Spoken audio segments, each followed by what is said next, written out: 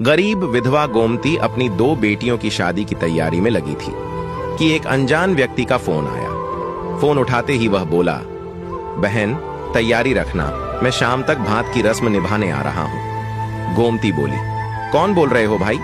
वह बोला, तेरा भाई बोल रहा हूं। गोमती बोली, मेरा तो कोई भाई नहीं है, क्यों गरीब के साथ मजाक करते हो भाई? वह बोला, बहनों के साथ मजाक नहीं किया जाता बहन, 4 बजे तक पहुंच जाऊंगा, मेरा विश्वास करना। इतना कहकर उसने फोन काट दिया। गोमती की बड़ी बेटी बोली, कौन था माँ? वह उदास होकर बोली, नाम नहीं बताया बेटा, बोल रहा है शाम तक भात लेकर पहुंच जाऊंगा। बेटी शंकित स्वर में बोली, ये सब चाची करवा रही है माँ, कल तुम रोते हुए कह रही थी ना कि मेरे तो कोई भाई नहीं है, मुझे चुनरी कौन ओढ़ाएगा? तब चाची ने सुन लिया होगा, तेरे मजे लेने के लिए आज किसी से फोन करवा दिया। गोमती बोली, भगवान सब देख रहा है, कोई मुंह दुखियारी के साथ मजाक करेगा तो अपने कर्मों की सजा पाएगा। फिर गोमती अपने काम में लग गई। शादी में एक दिन ही बचा था। वह औरत होकर सब कुछ संभाल रही थी। गोमती के 3 संतान थी। बड़ी बेटी 22 साल की थी, उससे छोटी बेटी 20 साल की थी और एक 13 वर्षीय बेटा था। पति का 3 साल पहले बीमारी की वजह से निधन हो गया था। गोमती के एक देवर भी था जिससे बोलचाल बंद थी। इस कारण वह और उसकी पत्नी शादी में नहीं आ रहे थे। उसके कोई भाई नहीं था। पिता बहुत साल पहले भगवान को प्यारे हो चुके थे। इस कारण गोमती माँ को अपने साथ ले आई थी। माँ ही नहीं, गोमती की बूढ़ी सास भी उसी के साथ रहती थी। वह जैसे तैसे मजदूरी करके 3 बच्चों और 2 बूढ़ी औरतों का भरण पोषण कर रही थी। जमाने की बुरी नजरों के डर से वह जल्दी से जल्दी दोनों बेटियों का ब्याह कर देना चाहती थी। शादी में एक दिन बचा था कि अचानक उस अजनबी का फोन आ गया कि वह भात की रस्म निभाने आ रहा है। उस अजनबी की आवाज सुनकर पता नहीं क्यों गोमती का दिल कह रहा था कि वह आएगा, वह जरूर आएगा। गोमती की आर्थिक हालत ऐसी थी कि वह छोटा सा टेंट भी अफोर्ड नहीं कर सकती थी। आने वाले अजनबी भाई के स्वागत की क्या तैयारी करती? बचपन से लेकर अब तक एक कमी उसे हमेशा रुलाती थी कि उसके कोई भाई नहीं है। बच्चों की शादी के समय तो ये कमी शूल बनकर चुभने लगी थी। हर औरत की ख्वाहिश होती है कि उसके कम से कम एक भाई तो जरूर हो, ताकि बच्चों की शादी पर वह उसे चुनरी ओढ़ाकर हिम्मत बंधाए, थोड़ी आर्थिक सहायता भी करे। शाम के 4 बजने वाले थे। विश्वास न होते हुए भी गोमती और उसके बच्चों की नजर घर के मुख्य द्वार पर टिकी थी कि शायद वह फोन सच हो और वह अजनबी भात लेकर आ जाए।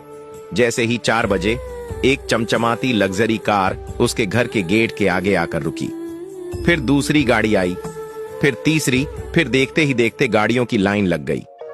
50 गाड़ियां एक साथ आने से गांव की गलियां गाड़ियों से भर गईं।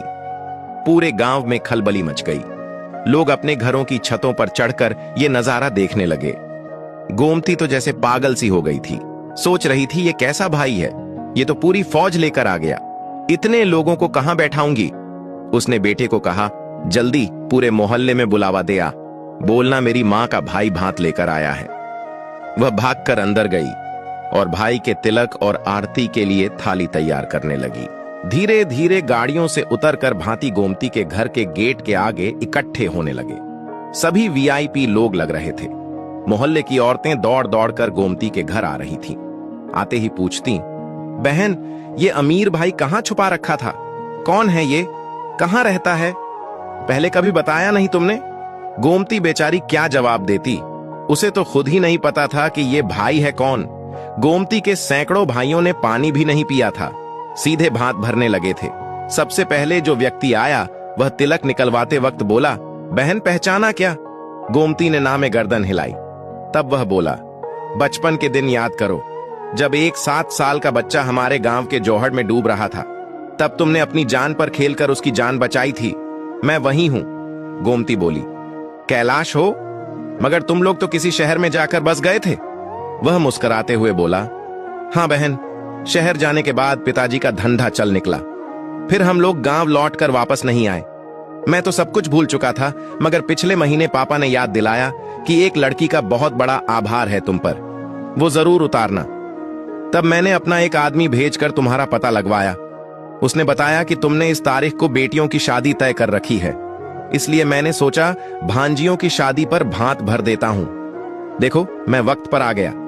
फिर कैलाश ने एक महंगी चुनरी गोमती को ओढ़ाई और एक नोटों से भरा सूटकेस बहन की झोली में रख दिया, जिसमें 50 लाख रुपए थे।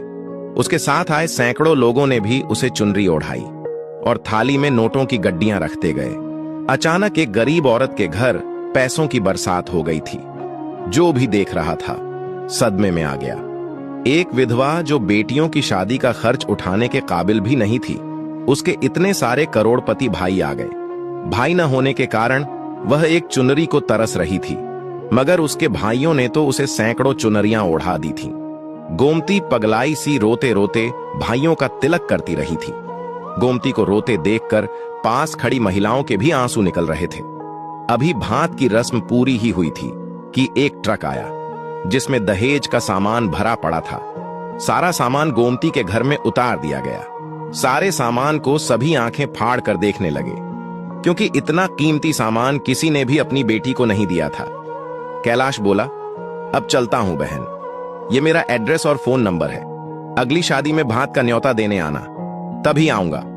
उसके बाद गोमती ने ठाट बांट से बेटियों की शादी की। बचे हुए पैसों से सुंदर सा घर बनाया। फिर भी बहुत सारा पैसा बच गया था। जीवन में किया गया एक निस्वार्थ कर्म गोमती की जिंदगी बदल गया था।